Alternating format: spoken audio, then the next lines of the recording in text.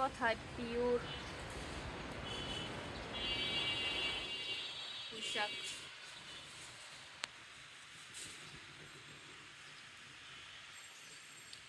এগুলো আমি পুঁইশাকের গোড়া থেকে লাগাইছিলাম,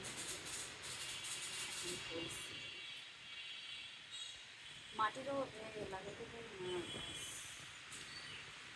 মাটি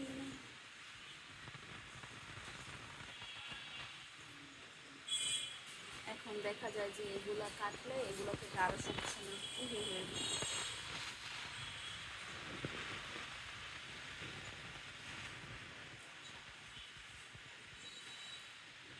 কারণ আমার অনেক গাছ পছন্দ, কিন্তু মাটি নেই, মাটির কারণে গাছ পারি না লাগাইতে।